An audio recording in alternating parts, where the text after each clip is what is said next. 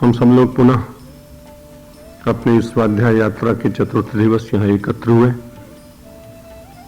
भगवान का स्मरण निरंतर जीव के लिए कल्याण का पथ प्रशस्त करता है और इसलिए भी भगवान का स्मरण रखना चाहिए। श्वास श्वास में प्रभु रटे, खाली श्वास न होए, ना जाने इस श्वास का आवन होए न होए, क्योंकि पता नहीं अगला क्षण अपना है कि नहीं है।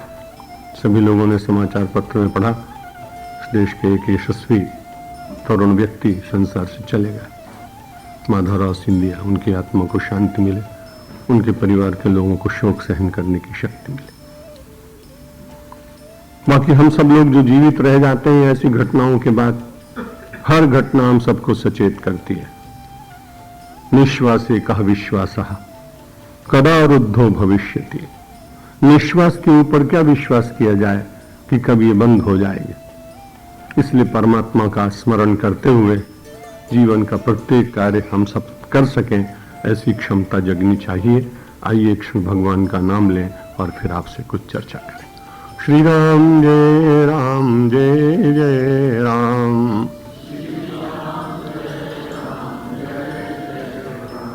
श्री राम जय राम जय जय राम।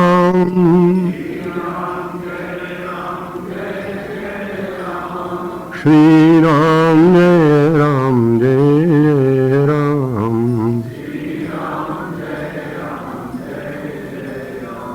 श्री राम जय राम जय जय राम।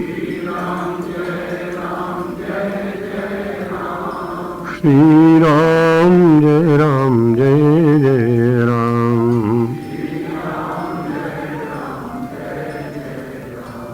जय शिव शंकर, जय शिव शंकर, जय शिव शंकर। कल के प्रवचन प्रसंग में वर्षा के कारण श्रोताओं की संख्या स्वाभाविक अत्यंत न्यून हो गई थी और कल मैंने कहा भी था कि बरसात और वेदांत में प्रतिस्पर्धा में वेदांत कुछ पिछड़ गया और बरसात आगे निकल गई, और ऐसा होता रहता है। हम सब लोगों को इस बात की बहुत चिंता होती नहीं। जब अपने कर्तव्य का पालन करने की दृष्टि से कोई कार्य किया जाता है तो उसके पीछे या उसके आगे जो कुछ भी होता है उसकी बहुत चिंता संतों को और अपने कर्म पथ पर चलने वाले यात्रियों को कभी करनी नहीं चाहिए। और वैसे भी कल जिसका वर्णन किया गया कि साधक कैसा होना चाहिए, उसका अधिकार कैसा होना चाहिए, अधिकार का अर्थ मैंने निवेदन किया लौकिक अधिकार नहीं है। अधिकार का है पात्रता, योग्यता, और उसके आध्यात्मिक गुणों की जो संग्रह है आध्यात्मिक गुणों का, वही अधिकार शब्द से यहां लक्षित होता है। उसको प्राप्त करने से पहले व्यक्ति को कहां जाना है, किसके पास पहुंचना है। ट्रेन में तो बैठना है, बड़ी सीधी सी बात है। प्लेटफॉर्म पर भी पहुंचना है, गाड़ी में भी बैठना है, लेकिन उससे पहले कहीं तो जाना पड़ेगा, और वो होगी टिकट जहां से बटते हैं उस बुकिंग क्लर्क के पास जाना होगा, उस विंडो पे जाना होगा। आप नहीं जाते हैं, संपन्न व्यक्ति हैं, मंगा लेते होंगे, लेकिन किसी न किसी को तो जाना ही पड़ता है।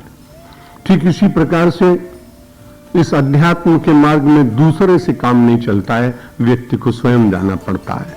मेधावी पुरुषो विद्वान ऊहापोह विचक्षण अधिकार्य आत्मविद्यायाम मुक्त लक्षण लक्षिता। उस व्यक्ति का सबसे पहला गुण यह होना चाहिए कि मेधावी हो। स्वामी जी महाराज का एक ग्रंथ पढ़ रहा था तो उन्होंने कहा कि भाई जो बुद्धू लोग हैं वो वेदांत में गति प्राप्त नहीं कर सकते।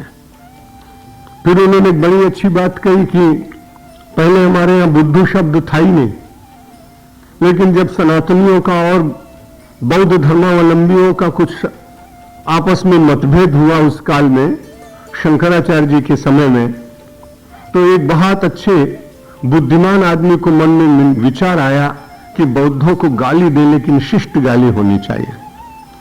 अपशब्द तो कहें पर उससे पीड़ा न हो, तो सबसे पहले बुद्धू शब्द बौद्ध धर्मावलंबियों के लिए निकला और वो आज तक ऐसा हो गया कि हम सब लोग बुद्धुओं की श्रेणी में कई बार आ जाते हैं। लेकिन एक लाभ है, पिछले दिनों मेरा एक प्रबुद्ध भारती में कहीं प्रवचन हुआ, संस्था का नाम था, काफी बड़े बड़े अधिकारी सरकार के सभी आए थे, कई IAS ऑफिसर्स भी थे। तो मैंने अपने प्रवचन के पर्यवसान में बात बड़ी विनम्रता पूर्वक लोगों से कही कि प्रबुद्ध होना तो बहुत अच्छी बात है कि उसमें व्यक्ति की मेधा का निखार होता है, लेकिन अगर विश्व का संरक्षण करना हो तो मुझे ऐसा लगता है कि बुद्धुओं की संख्या संसार में बनी रहनी चाहिए। वो युद्ध नहीं कराते, वे केवल रोटी कपड़ा और मकान तक ही उलझ कर रहते हैं, और प्रबुद्ध व्यक्ति जब उससे अवकाश प्राप्त करता है तो समाज में विग्रह उत्पन्न कराने का यत्न करता है। इसका मतलब ये नहीं कि सब लोग अशिक्षित बने रहें, लेकिन हम सब लोग वेदांत के वाचक, श्रोता और जिज्ञासु हैं। इसलिए भगवान आदि शंकराचार्य कहते हैं कि आपको सबसे पहले कहीं जाना पड़ेगा।